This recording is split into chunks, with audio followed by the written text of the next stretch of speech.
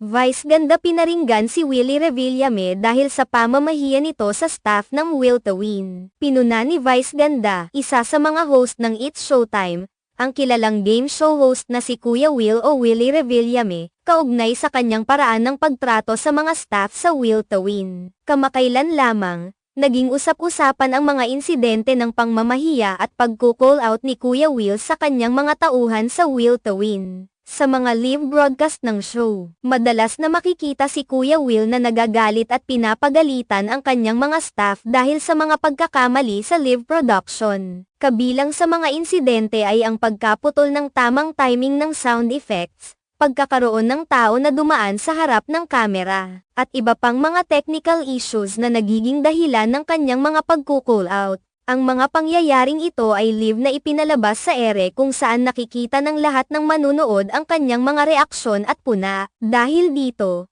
tila tinukoy ni Vice ganda ang mga paminsan-minsan na pamamaraan ni Kuya Will sa paghawak sa kanyang mga tauhan. Ayon kay Vice ganda, hindi maganda ang ganitong klaseng pagtrato sa mga staff, lalo na sa harap ng publiko. Binatikos niya ang paraan ng pamamahala na tila hindi nagpapakita ng respeto at pag-unawa sa kanilang mga pinagdaraanan sa ilalim ng pressure ng live broadcast. Ipinunto ni Vice ganda na dapat ay may mas mahinahong paraan ng pag-aasikaso sa mga ganitong klaseng issue. Hindi ito nagiging magandang halimbawa sa mga iba pang tagapamahala at sa mga batang manunood.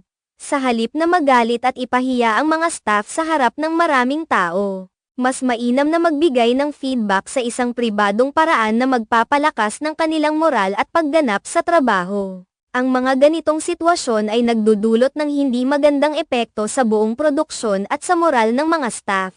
Kaya't ang mensahe ni Vice ganda ay ang pagbibigay diin sa tamang pamamahala at pakikitungo sa mga tauhan, na hindi nagiging sanhi ng public humiliation kundi nagpo-promote ng team spirit at collaboration. Sa huli, nagbigay ng payo si Vice ganda na ang bawat host at producer ay dapat maging mabuting halimbawa sa kanilang pagtrato sa kanilang mga staff, at nawa ay mas matutunan ito ng lahat mula sa mga ganitong insidente. Ang layunin ay hindi lamang para sa kaayusan ng show kundi para rin sa pagbuo ng mas maayos at maginhawang kapaligiran sa trabaho para sa lahat.